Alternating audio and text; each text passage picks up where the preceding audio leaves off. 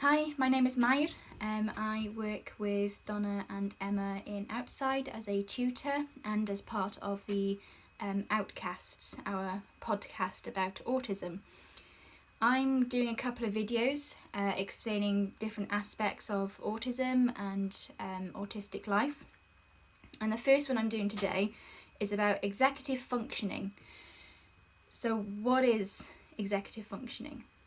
It's a mental process or a cognitive process that affects our emotions and behaviour, and it's, in a very simplistic sense, the process of recognising a task, preparing for a task, starting the task, and then finishing the task. And all those different sections each have individual processes that go along with them. Executive functioning includes things like working memory, motivation, planning, attention and direction, inhibition, and lots of other things. It's quite a complex thing, and some people find it quite difficult to get their head around. But I'll explain it in terms of how I experience kind of executive dysfunction. So when executive functioning doesn't really work, and you'll find a lot of autistic people will really struggle with executive dysfunction. So it's things like I can do higher level tasks. So if you gave me a neuroscience research paper, I'd be able to read that and understand it.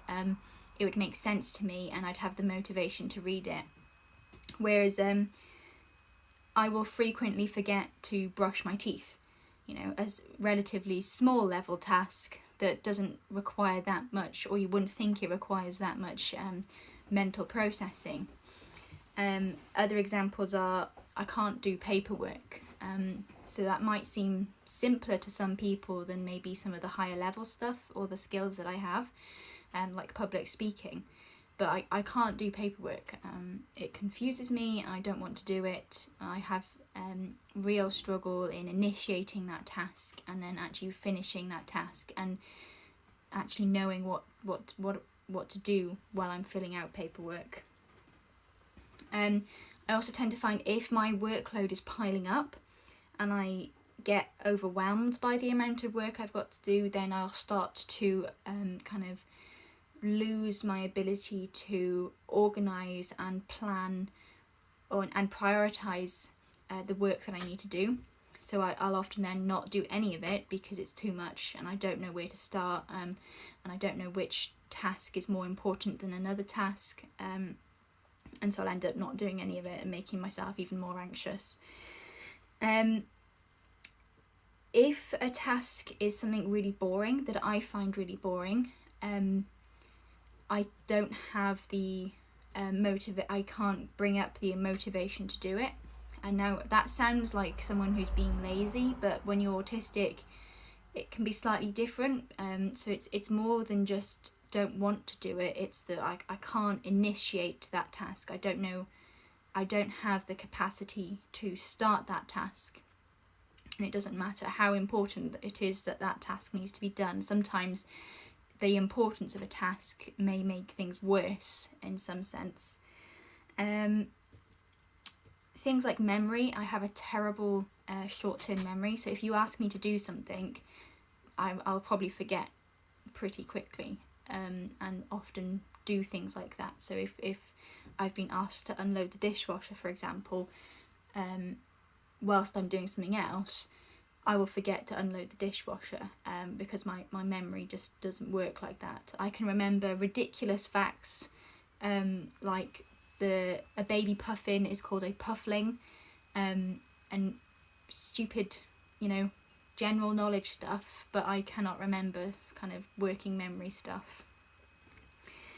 You'll find that executive functioning can get in the way of employment. It can seriously affect education if your child or you are in school, because you need executive functioning in order to follow direction, to understand a task, to plan for tasks, to complete goals, to do anything that is remotely related to paperwork. So for example, I know that I will be, if I ever get an office job, I will be completely hopeless at that, because I can't do those things. But we have to learn to get round some of these things. If you're a parent trying to support a child, then you need to have some skills in your toolbox to be able to support them. And if you're an autistic person and you're trying to learn about how you manage your executive functioning, I'm going to share some tips with you with what I do.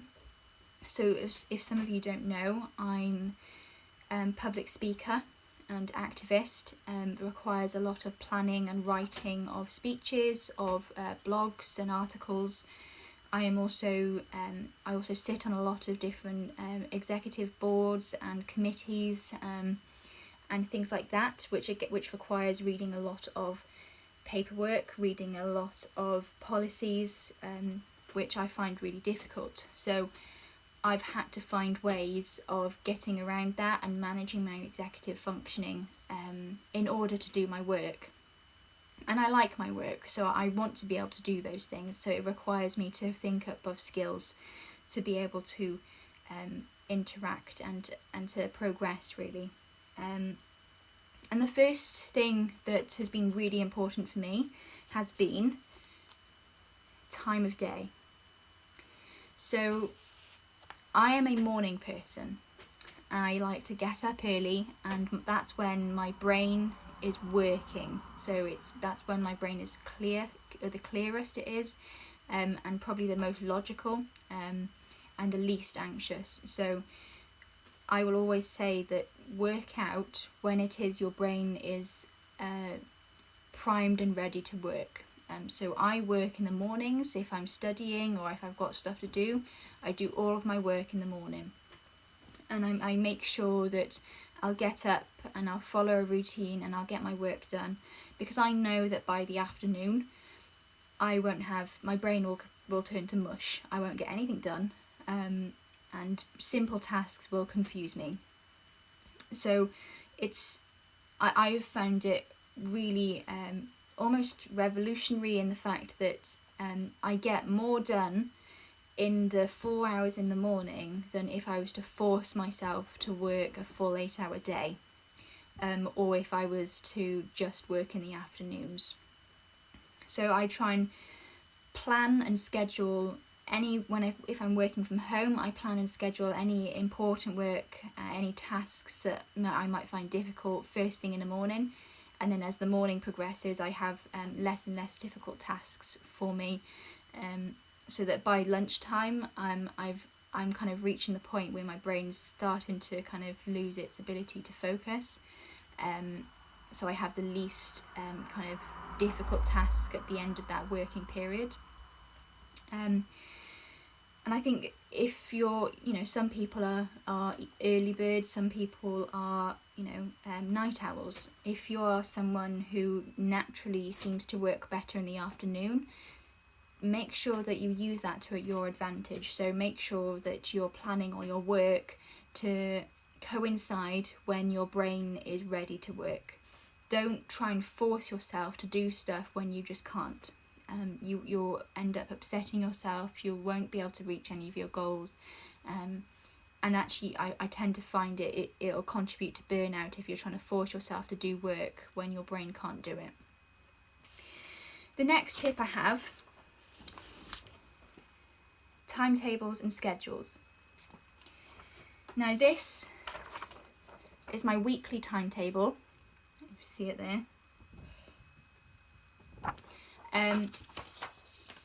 I timetable everything that I do, particularly the tasks that I find I forget a lot. So things like doing my clothes washing, showering and brushing my teeth all go onto my weekly plan.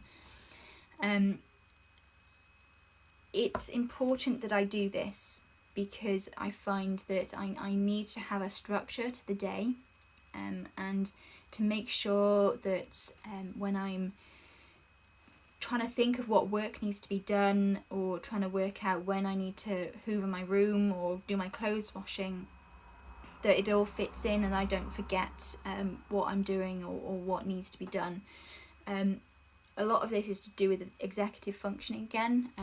If I don't have a plan, I don't have the ability to prioritize tasks, to understand what needs to be done within a day, to meet deadlines and all of that. I find it incredibly difficult without a weekly schedule.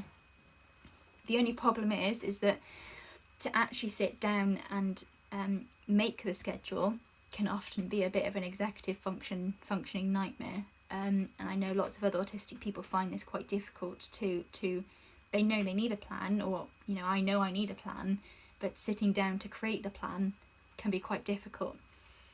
So I actually have on Sunday evenings a scheduled time to make the following week's plan.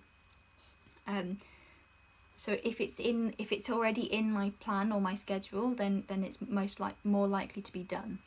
And on this plan I have all my work. So I'll show you on Monday here, if you can see that. And then here is my Monday work, and in brackets or underneath I'll put what kind of work I'm going to be doing. So today is Tuesday, and so in the mornings I record this video, and that's on my plan.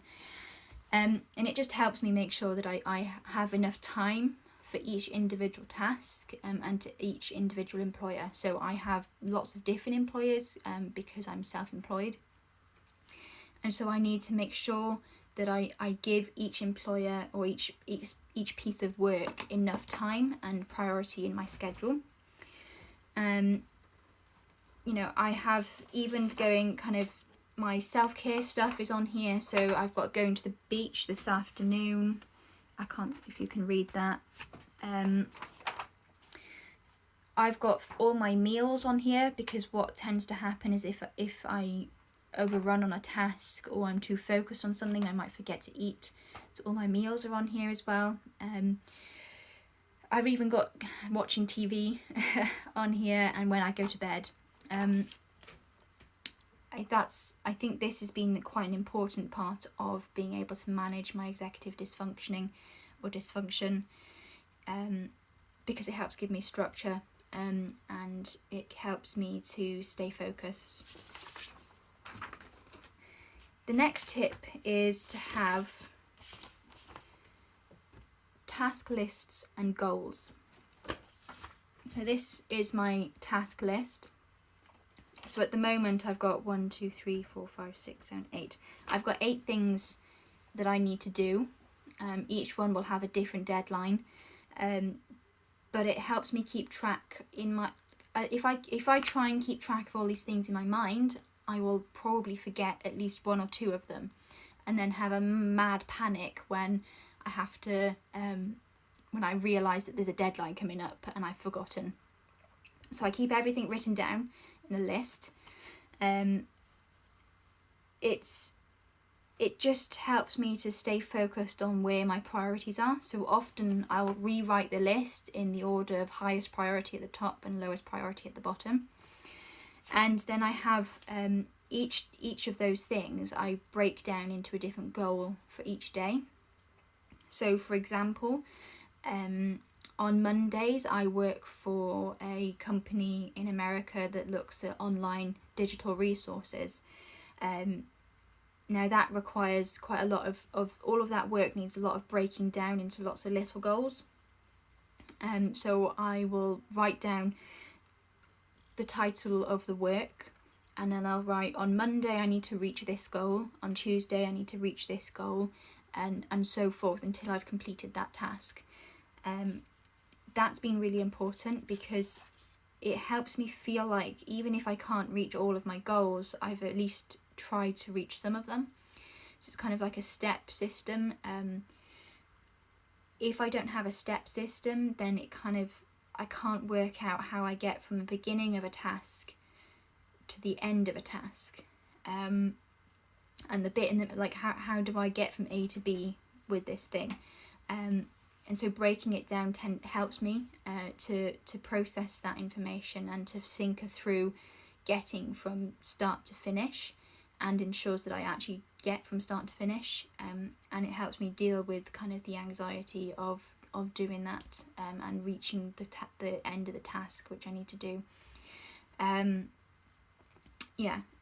Again, conversely, this also again can be a bit of a nightmare.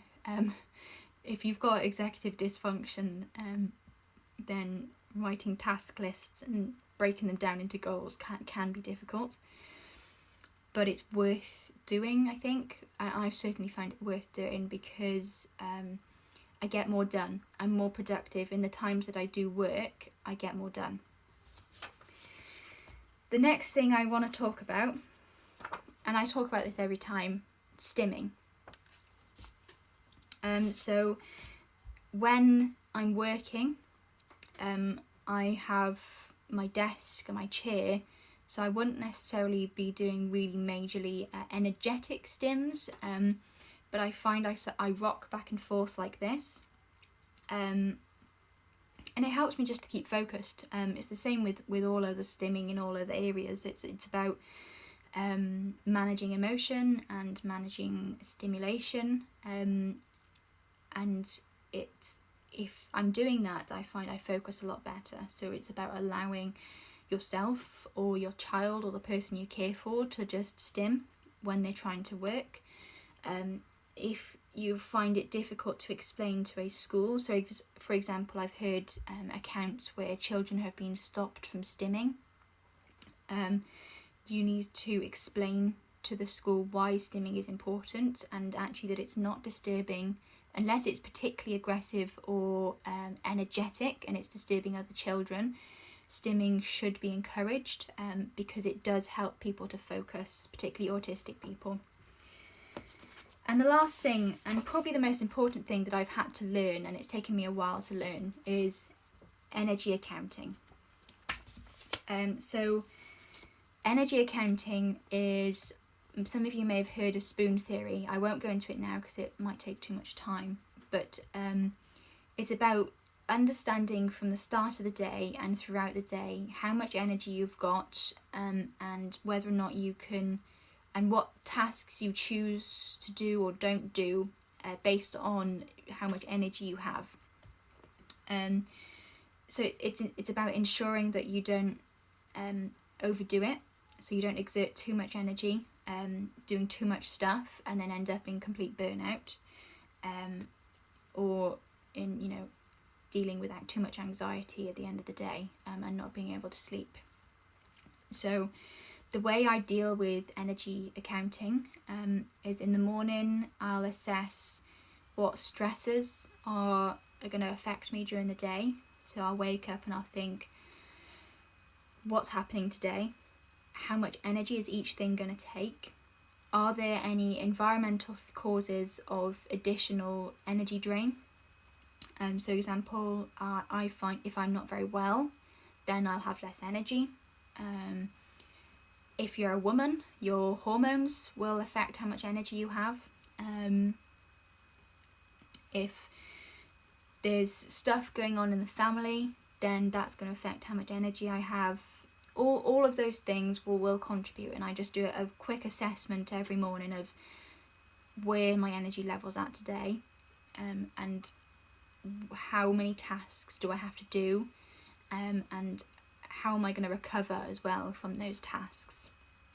So this ties in a little bit to the timing of when and where you do your work, but it's really important that you don't exceed your energy limits, because actually that'll have a knock-on effect for probably the next day and the next day, and so on. So the best thing that I do is just that every now and again I kind of sit back and I go, how am I feeling? Am I tired? Am I actually focusing on my work?